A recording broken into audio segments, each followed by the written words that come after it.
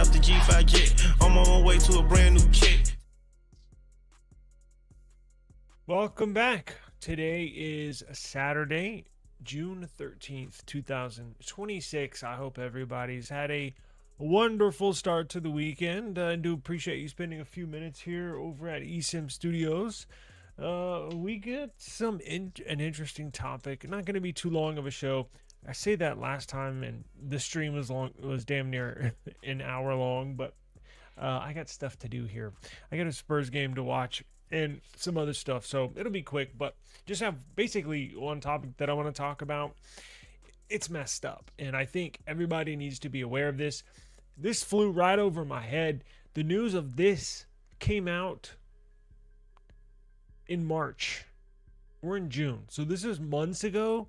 I don't know how I did not see this. It's a big deal. So I want to make sure everybody is aware of what's going on with you and technology, because this affects everybody. Also, if you're watching this, please type something in the chat. I don't care. Say hi, hello, good afternoon, or just put a T, enter. I'm going to try real quick before we get started. If you want to give me just a minute, I'll still be here. I'm going to try and gift memberships. So on the content creator side, we have channels that are monetized. We have memberships, a monthly membership, and for creators we can do private and or content just for members, meaning if you're a member you can only see this video or you can only see this live stream. If you're not a member, you cannot see it. So I'm going to try and build up my membership base, and I'm going to do private live streams. I'm going to do private videos, content, stuff like that, just for members only content. I'm going to start to build that up. It'll be fun. And I think what I'm going to do on my live streams for members only. So I'm going to encourage, you get discounts on merchandise, but you know, whatever. Not a lot of people buy merchandise, but it's all good. I think what I'm going to do on live streams is have you, if you're a member, join me. And you don't have to show your face. You don't have to be like this. YouTube's pretty cool because you can just, whatever your avatar is, you can just have your avatar up there and then you talk essentially behind it, where it's audio only. So you don't have to show your face if you don't want to.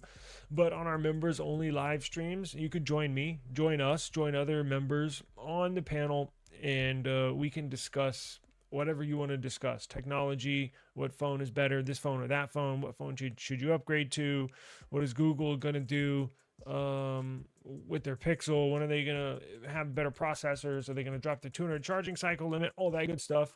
If you have a question or just want to chat, that's what it's there for. So, and it'll be scheduled. I'm not just going to pop up and have live streams, because I understand it's probably not the smart thing to do. I need to get better at doing a live at a certain time every single day, put it on a schedule. So those will be scheduled.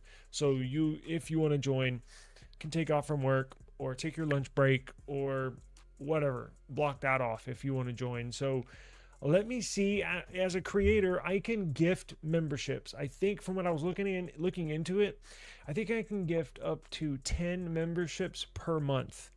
So let me go in the back end of my YouTube studio and let me see if I can do that real quick, because there's not really, I know you can do it because I've been gifted a membership from a content creator numerous times on a few of the channels that I watch. I'm like, damn, it just hit me the other day. I'm like, I need to build up my memberships, but I was like, how do you give free memberships? And I did some searching online just before I went live, and there's not much online. So give me just a second and let me see how I can do this here. Let's see.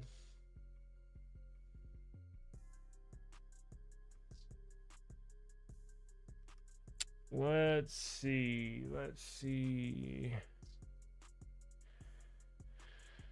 Let's see here. Man, there's so much. And here's the thing. I would have done this before the live stream, but the option, from what I understand, is not there unless you're live. So I would have done this before, but it's not available.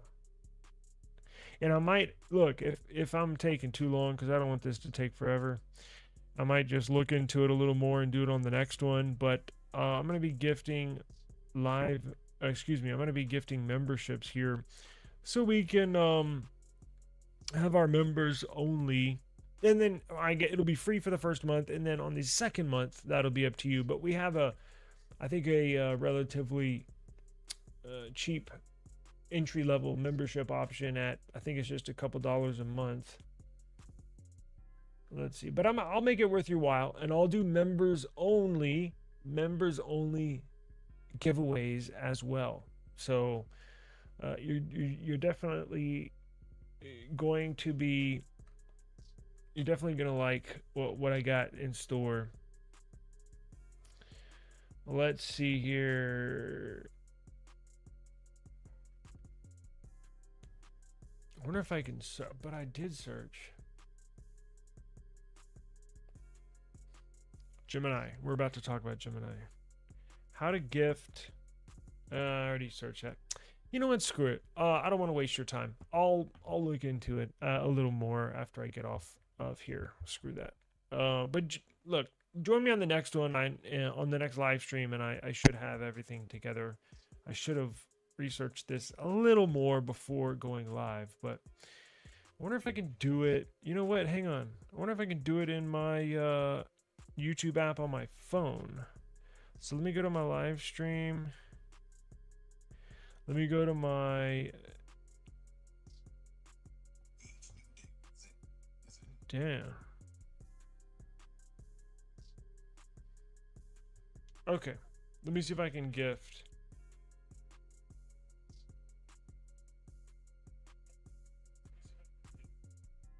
Come on now.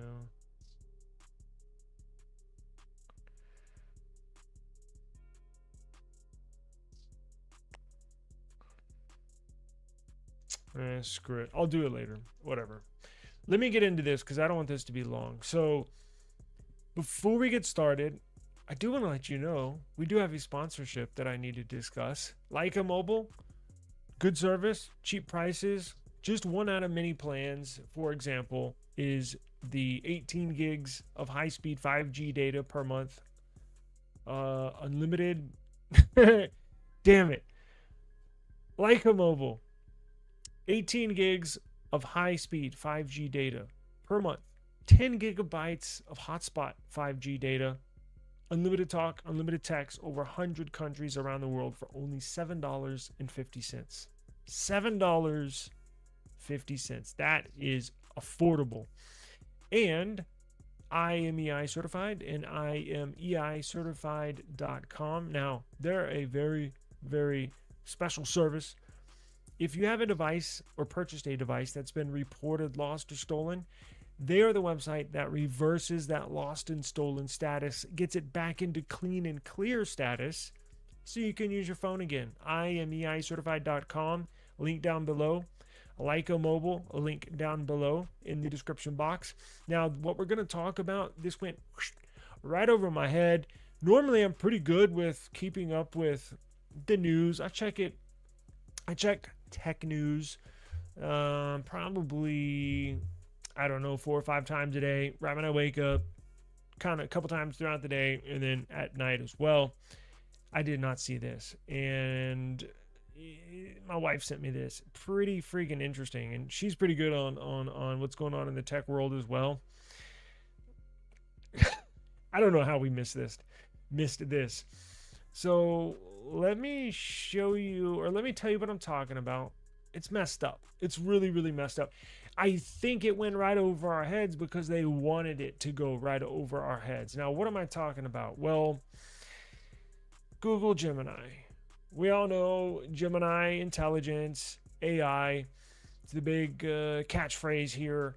And there's new information that says Gemini Intelligence. I'm talking about the Gemini that's on our phones or on your computer.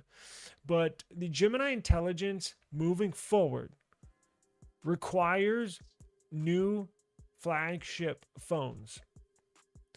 2026 and beyond flagship phones. So to run Google's Gemini Intelligence, users will need a device with advanced capabilities, quote unquote, including a flagship CPU, at least 12 gigabytes of RAM, and support for media features like HDR and spatial audio. Google also mandates a minimum of 5 years of OS updates and 6 years of quarterly, at least 6 years of quarterly security updates, with stricter quality enforcement starting in 2027, meaning older phones do not qualify. Gemini Intelligence functions as an AI agent capable of multi-step tasks, potentially requiring new hardware purchases to access these advanced features, reminiscent of past trends where new software demanded new devices. Now, before we get into what devices qualify and what don't, let me tell you briefly what Google Gemini Intelligence is. Now, Google Unveils, this is what they're talking about when there's requirements to run this. So Google unveils advanced Gemini 3 Pro AI model with enhanced reasoning and multimodal capabilities. So they launched Gemini 3 Pro, its latest and most advanced AI model, boasting state-of-the-art reasoning capabilities that allow for deeper understanding of nuance and context to provide more relevant answers. Gemini 3 Pro, also known as Gemini Nano V3, excels in multimodal understanding, outperforming its predecessors on key AI benchmarks and being integrated across various Google platforms, including Search's AI mode and Gemini app, AI Studio, and Vertex AI. Further enhancements include Gemini 3 Deep Think for more complex problem solving, a redesigned Gemini app with improved chat initiation, and a quote-unquote My Stuff folder, and an overhauled shopping experience featuring product listings and comparison tables. Now, that is messed up. So, what upsets me is that I get a little sense, I get a feeling, I get a little whiff of them copying Apple. Now, Apple has a good update history of them updating their devices, but Apple has also been found liable. Apple has been found guilty in court of slowing down older phones, of doing things to older phones to essentially force the users of older phones to upgrade to newer phones. I'm kind of look, I hate to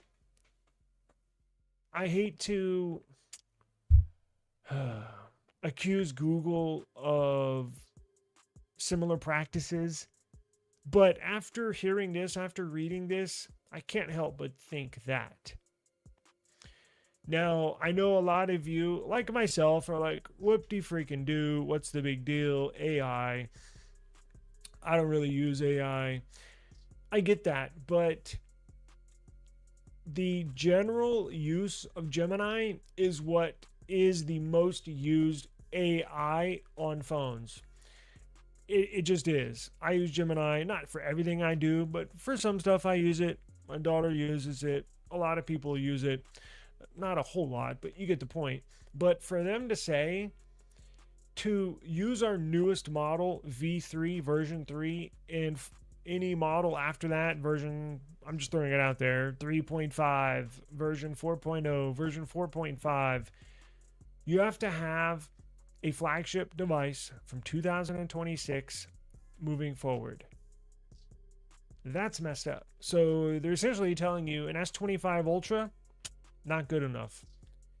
They're essentially telling you a Google Pixel 10 Pro and Pro XL, not good enough. The Pixel 9 series is not getting future Gemini features and models. The Pixel 9, I must remind people, has a stronger processor, a stronger GPU than the Pixel 10. So just if you think about it and you do a little research, just a few minutes, do real human deep thinking without AI. Just use your brain up here It shit doesn't make sense. And that's why I'm like, earlier today, I was like, well, wait a second. Because there's other reports, and maybe I should have included the links. Maybe I'll do that when we're done. The Pixel 9 is not getting special AI features, and the Pixel 9 outperforms the Pixel 10. So does that make sense to anybody? They're essentially telling you you have to buy a new phone now if you want to use AI features now and or moving forward. So the base capabilities to running this include a flagship CPU, flagship, at least 12 gigs of RAM, and support for media features like HDR and spatial audio. Well, Google, how is that going to work out for you when the base Pixel 11 is going to have 8 gigabytes of RAM? Your Pixel 10a, your upcoming Pixel 11a is going to have 8 gigs of RAM. So you're telling me that even a flagship phone you're going to offer here in just a few months is not going to be able to run Gemini version 3.0 or higher? What the hell is going on? Like, that is complete, excuse my French, that's complete bullshit. And I think they're screwing us over. The more I think about it, the more pissed off I'm getting. It just doesn't, I don't agree with this. And I completely think they're trying to get one over on us, meaning the users. I think an S25 Ultra, more than capable, way more than capable of performing any and all of these tasks that an S26 Ultra can perform. You cannot tell me that there's that much of a difference performance-wise between an S25 Ultra and an S26 Ultra. The OnePlus 13, not going to get these new features. Huh?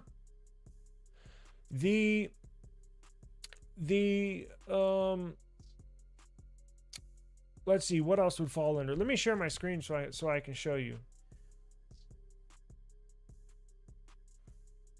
No, I don't have it. Check this out. So here's just a little list on this top part. You might not be able to see it. It might be too small, but here's the prerequisites. Users will need a device with advanced capabilities, including flag. See, here's the other thing. They're not specific. This was in the fine print under the release of Google Gemini version 3. This was in the fine print, copied and pasted. So they can essentially pick and choose. It's not like it's like with when you can get the new T-Mobile 5G network, right? There's a list of processors and or modems you have to have or better to get and or receive T-Mobile's new 5G network. There's a list or better, right? Anything really flagship launched after that is capable of receiving T-Mobile's new 5G network. There was no list with this, which tells me they can essentially pick and choose. Oh, that's not a flagship. That's not a flagship chip, right? It's like, well, what do you mean? What if they hit us with it has to be a Snapdragon 8 Elite Gen 5 or better? What if they say the Snapdragon 8 Gen 5 is not good enough? What if they say the CPU in the Motorola Signature is not good enough? Now, that's technically a flagship CPU, so that would qualify. I'm just throwing out there as an example, meaning they can essentially pick and choose what phones they want to qualify for Gemini Intelligence. Now, I'm trying to think of the least performing phone that I have, which is probably not a good list because all of my phones are flagship. But let's do this. Do you think a Nothing Phone 3 would be able to handle Gemini Intelligence? Do you think the new Nothing Phone 4a Pro would be able to handle Gemini Intelligence? Because that's not a flagship chip. I believe it has HDR display. What does HDR have to do with anything? What does spatial audio have to do with qualifying to get Gemini Intelligence? I don't understand it. Now, I don't think even though it might not affect your purchase power, meaning if there's a device you really want, let's just say, for example, the Nothing Phone 4a Pro did not qualify for Google Gemini Intelligence. Let's just say it did not qualify for this. Is that going to be a deal breaker for you? If you really want to get the Nothing Phone 4a Pro, you love the way it looks, you love the Nothing OS, you love everything, you want to jump in on the Nothing experience, are you not going to buy it just because it does not get Gemini Intelligence? Now, you can download the Gemini application on the phone. It's just not going to run the newest, latest models. It's going to be running whatever, Gemini Intelligence 2.0, or I guess it's 2.5, right? 2.5 and older. Is that a deal breaker for you? Because I don't think it is. That would not be a determining factor whether I purchase a phone or not. That will not be a determining factor because whatever, I just won't use Gemini Intelligence then. You know what you could do to bypass this, and I wonder if it would still require certain specifications. I wonder if you could pull up the Chrome application, let's say the Nothing Phone 4a Pro we're using for example. Let's say it does not qualify for Gemini Intelligence 3.0 and higher. So what's stopping a user for not using or accessing Gemini Intelligence through the application? What's stopping them from going on the Chrome browser, putting it in desktop mode, going to Gemini in desktop mode on the Chrome app on the Nothing Phone 4a Pro, and then running Gemini as a web browser in desktop mode on your phone? Is that like I don't really understand what they're doing here. I get it, at some point 5 years from now, maybe the AI models will be too big for a phone from 2025, right? I mean, that's kind of logical, right? I mean, at some point, these models are going to get freaking enormous to where a 5 or 6 year old phone probably won't be able to run those big models on there, right? But we're talking about phones that just came out 8 months ago are not going to be able to run Google Intelligence version 3.0 and higher. Are you freaking kidding me? Like I don't know. I feel like they're trying to one up us. I feel like they're pressuring users, forcing users to upgrade their phones. I'm kind of getting an Apple vibe from this. And I don't like it. I don't like it. I don't like to be told or forced you have to do something. And with these models, I think when I had the 4a Pro, I don't really remember using or testing Gemini on that phone. Again, I don't use it a lot, but every now and then I'll use it. I don't use it every day for everything I do. I just don't. And I think a lot of users are the same way. I think they play around with it or ask what's the difference between the Pixel 9a and the Pixel 8a, stuff like that, and it'll spit out facts. But to use it to run your life, to schedule your life, I mean, maybe I'm wrong. I know there are people that do that, but I just don't think we're at that point at this moment. I just think for them to do this that soon or this way, I just think it's foul. And I think I kind of flew over the radar or under the radar from a lot of people. Because remember, this news came out like 3 months ago. I'm just now realizing and or hearing about this. Probably was like that for a reason. Because this right here just doesn't make any sense to me. I'm sorry. I get the RAM, right? I understand out of all those specs that they list, I get the RAM. I get it, right? These AI models, they do require a lot of RAM. And I'm at the point where I can certainly use a phone with 12 gigs, and I don't want to be hypocritical because my S26 Ultra has 12 gigs of RAM. But I'm starting to lean now to phones with 16 gigs of RAM. Just because apps are getting bigger. I continually have a ton of apps. I never close my recents. And stuff for like AI if I need it. But so I understand the RAM limitations, but flagship chip, why does it need HDR and spatial audio? Can somebody Am I missing something? Because I don't understand what's going. I don't understand. Um,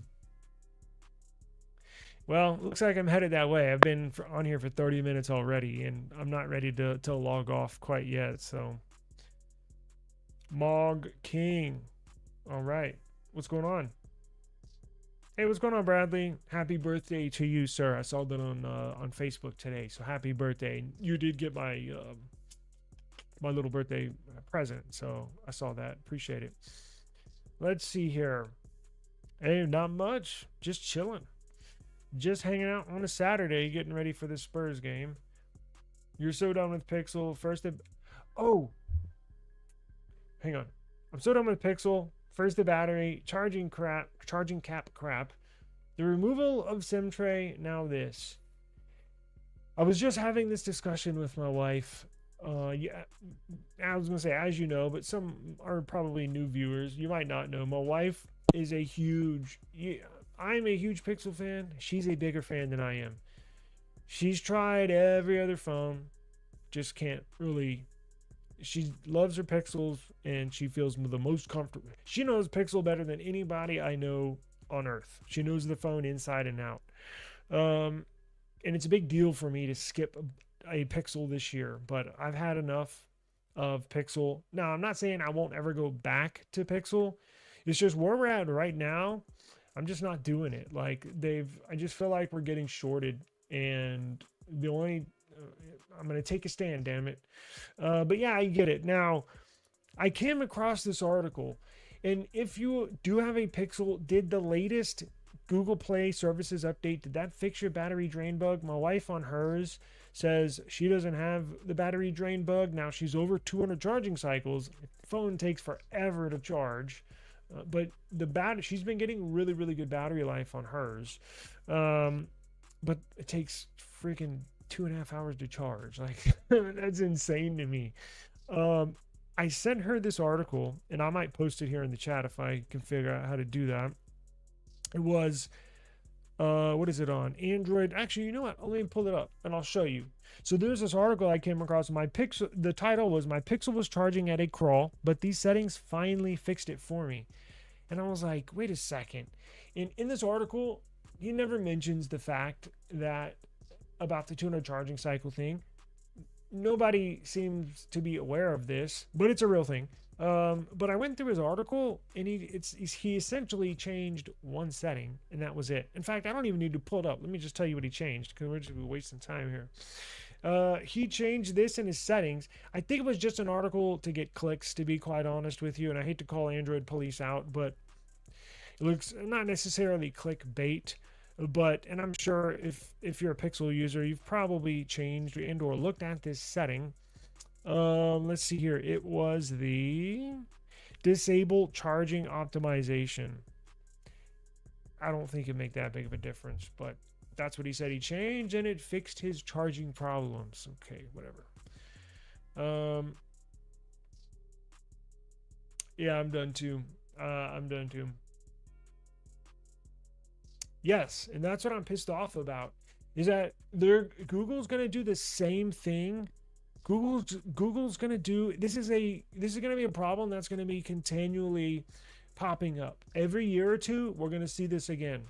Oh, our AI features are so advanced, our models are so big, it requires a new flagship CPU. Next time they're gonna hit us with 16 gigs of RAM. I guarantee you. And it's going to eliminate half the new phones out here, because here's the other thing: Ramageddon. The memory is getting mad expensive. I was going to review, I'll save this for tomorrow. I was going to review in a little article Carl Pei wrote on Twitter about RAM and their strategy and where they're headed. But Carl Pei, in his little article, said just the RAM alone is more than the CPU and the display combined, meaning the manufacturer cost. Just the memory costs more than the CPU and the display combined. That's how insane it is. But I think next time we hear this little requirements thing for Gemini, I think they're going to hit us with 16 gigs of RAM. those assholes. Now that's going to eliminate but see, here's the thing. It's costing way much more. So Samsung's going to be like, whoa, crap. We got to put 16 gigs of RAM in our S20, whatever, 8 Ultra or S27 Ultra. Well, that's going to raise the cost for us because it costs more. So it's like this double-edged sword where it's going to be bouncing back and forth every year or two.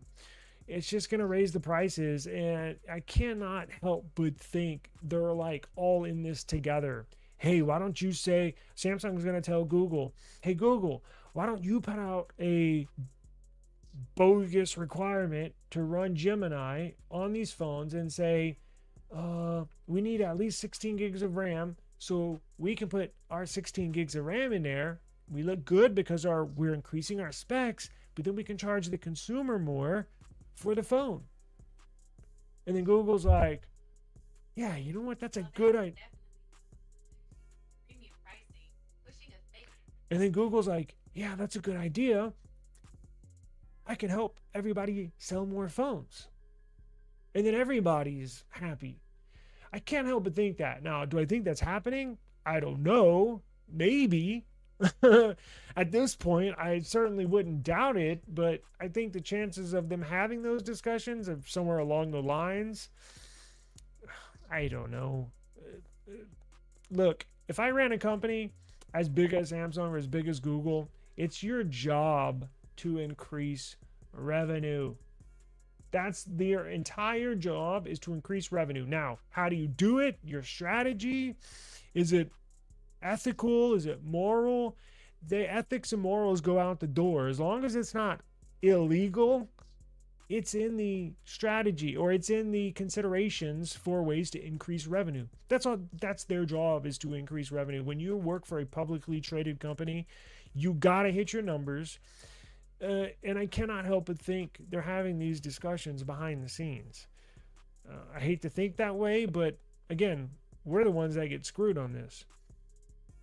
It's very vague. The Agent 2 has better performance than the newer Tensor does. I know, it makes zero sense. The Snapdragon 888, or yeah, is it 8 Gen 2? Or even 8 Gen 1, just a couple years old, or 3 years old, is better than any Tensor performance. And the other thing that doesn't make sense is it says the Pixel 9, I'll have to see if I can pull it. It's going to take too long. I did read today the Pixel 9 will not be getting Google Gemini Nano version 3. Well, how is that? It has HDR, it has spatial audio. Does it? I think it does. It has 16 gigs of RAM, the Pixel 9 that's not getting it. And the CPU and the GPU are way stronger than the Pixel 10. Does that make sense to y'all? Because I can see a discrepancy right there.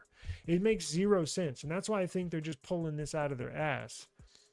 This is why I don't think any one company, in this case Google, should own Android operating system. Valid point.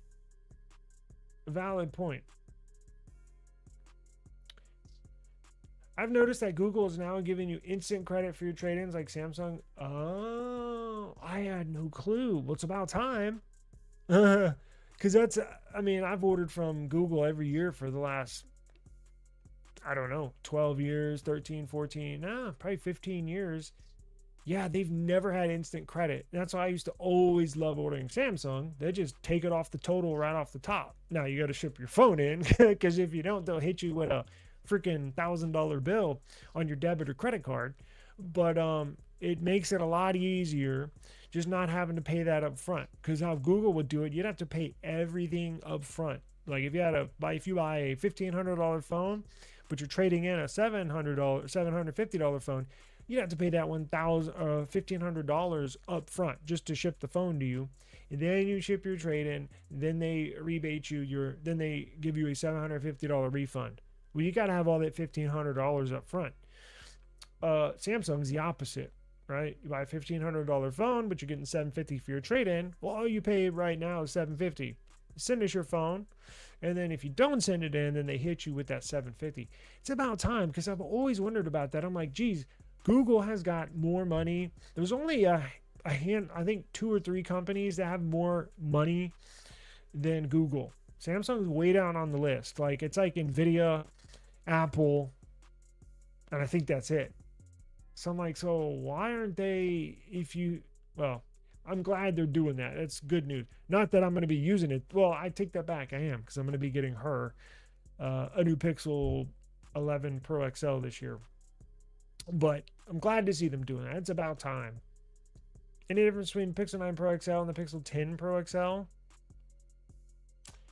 Pixel 10 Pro XL switched to eSIM only, and you get worse performance on the Pixel 10 Pro XL.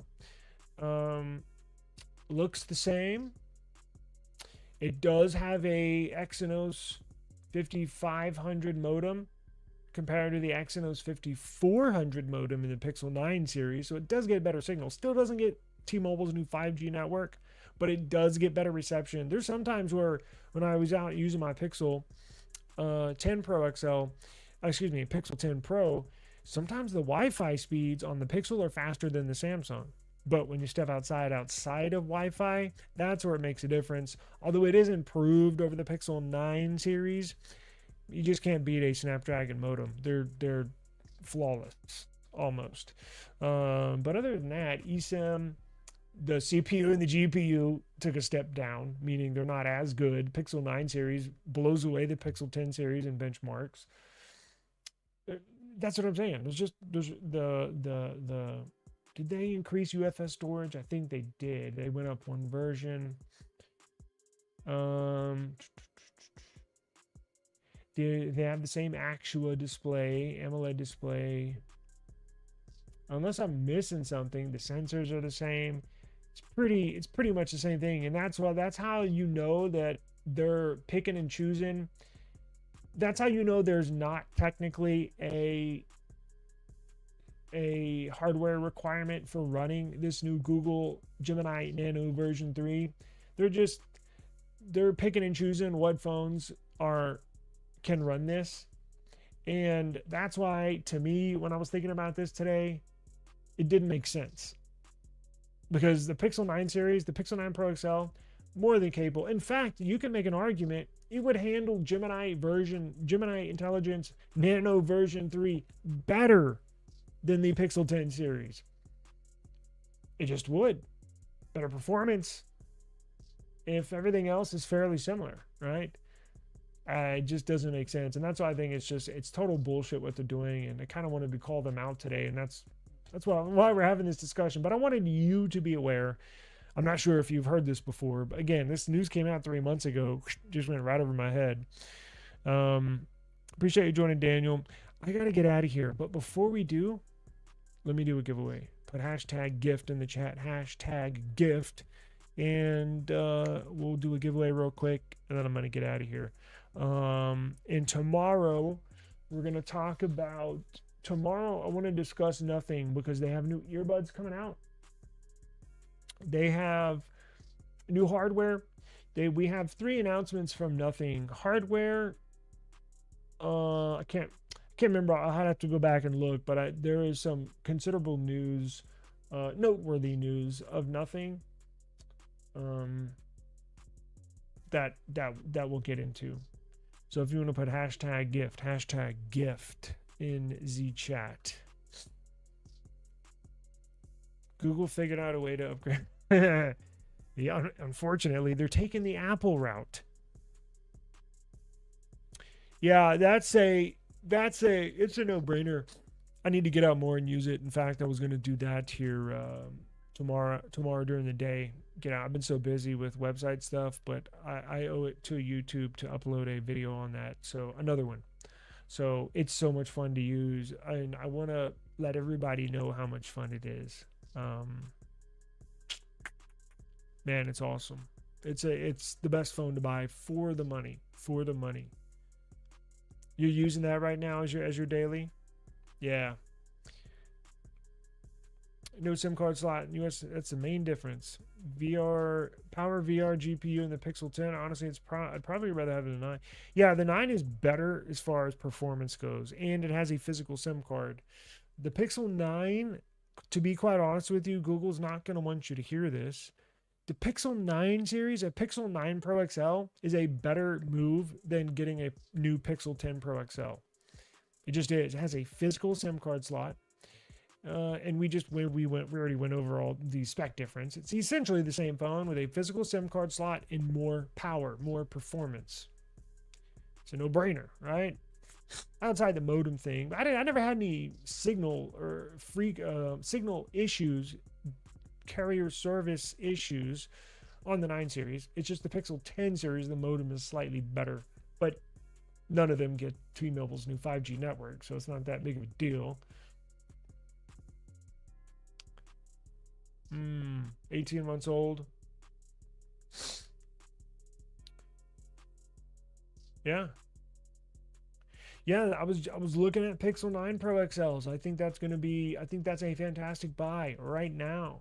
If you want to get a Pixel, if you need a second phone, if you want a phone that you just take pictures on, or a backup phone that you just store in the closet, but you want it to be you don't want some little $200 phone where it's cheap, right? Pixel, if you want to spend a few $100s, the Pixel 9 Pro XL, you can get phenomenal deals right now on those. They're a really, really good buy. All right, let's see here. Let me set this up and we'll get out of here.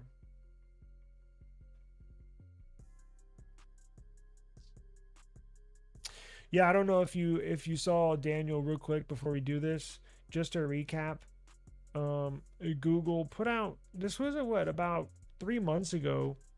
Google said that to run Google Intelligence, Google Gemini Nano version 3 and higher, their latest model, moving forward, you have to have a flagship phone from 2026 with a flagship chip, at least 12 gigabytes of RAM, and support for media features like HDR and spatial audio.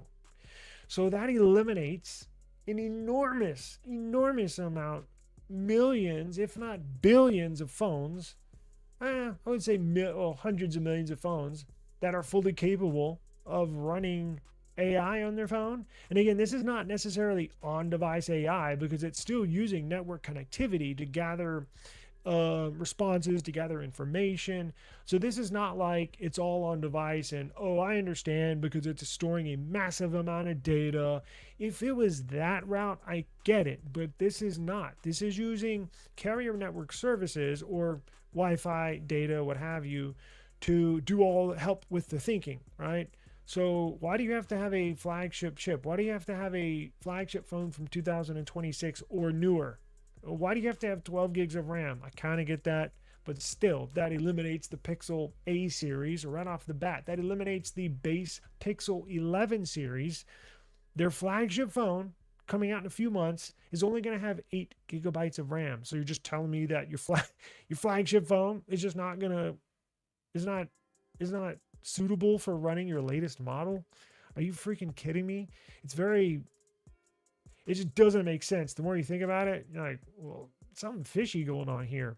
So that's what's kind of vented for the last 30 minutes. But it blew my mind today. I was like, wait, what? The more I started digging into it, the more I just didn't understand what they're doing. And the only conclusion I can come up with is that they're doing this, I hate to say it, but they're kind of going the Apple route where they're forcing people to upgrade their phones, which is not right. People should buy and use whatever they want. They shouldn't be forced to, and again, these are not cheap. I mean, a flagship phone, we're talking in the $1,000 range. Well, that's what I don't understand. So you're just eliminating the Nothing Phone 4a Pro right off of the bat? Like, what are we doing here? Whatever. So I'm going to get worked up again. Let's see.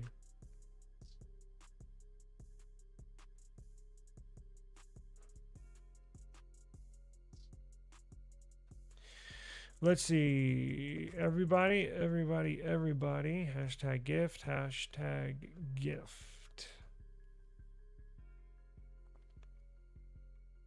Yeah, I think I'm going to keep me one. I think I'm going to go out and grab me one. That's the best Pixel, in my opinion, they've ever released. Now, mine, if you go, I know some of y'all are gonna be like, well, wait a second. I thought you had issues with yours. I did, but I was on beta and I was using it as my primary phone, my main daily driver, and I had tons of shit on there. I was too lazy to roll it back into stable or reset up the phone. I had too much stuff on there, right? I'm doing stuff on there every day. So when I sold it, I rolled it back to stable and I got to the home screen, started using it for half a day before I sold it. And I was like, damn, this thing's super fast, smooth, snappy. The beta program, when I enrolled that Pixel 9 Pro XL, it jacked up the phone. If you're on stable, it's a fantastic phone. In fact, again, it's probably my favorite Pixel that they've ever released. It's just a classic phone. It's like a OnePlus 15, or it's just a classic phone that I think is their peak device to this point. Well, you could say the OnePlus 13 is peak OnePlus 13, or the Samsung S25 Ultra, S20. Actually, what am I saying? S25 Ultra, S24 Ultra, potentially S23 Ultra was peak Galaxy device. So you could find one of those devices for every manufacturer where they were just at their best.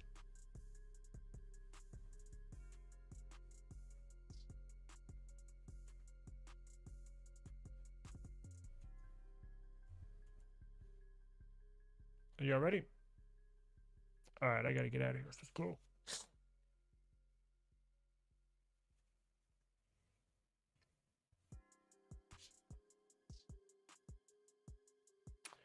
Oh, Crisis SF3TR. Congratulations to you. You are the lucky winner today on the eSIM Studios YouTube channel. Congratulations. Do me a favor. Email me esimstudios@gmail.com, esimstudios@gmail.com. I'll get your Cash App or your Amazon gift card right over to you this afternoon. And do appreciate you for viewing the channel, and I appreciate everybody's viewership, and I'll try to get the membership thing going tomorrow. I'm sorry for wasting a minute or two of everybody's time to figure it out. I'll get it squared away. I'm going to gift memberships to essentially everybody and get the membership rolling. We'll have members only live streams, and you can come up and join me on the panel if you want to talk technology, all that good stuff. So I got some stuff planned for the channel, some fun stuff, and we're going to do members only giveaways, all that good stuff. So anyways, that's for another. I'll try and get that started tomorrow. But anyways, guys, I got to roll. I do appreciate the time. And yeah, if you could email me, esimstudios@gmail.com. I also have all my contact info down in the description box below. Do appreciate it. Thank you, everyone. Please have a safe but enjoyable evening. And I will see everyone tomorrow. Peace. Yes, thank you. Please like and subscribe. How could I forget that? Thank you, sir. Thank you. Appreciate it. Yeah. Woo. I just need my space right now. Fresh off the G5 jet, I'm on my way to a brand new kit.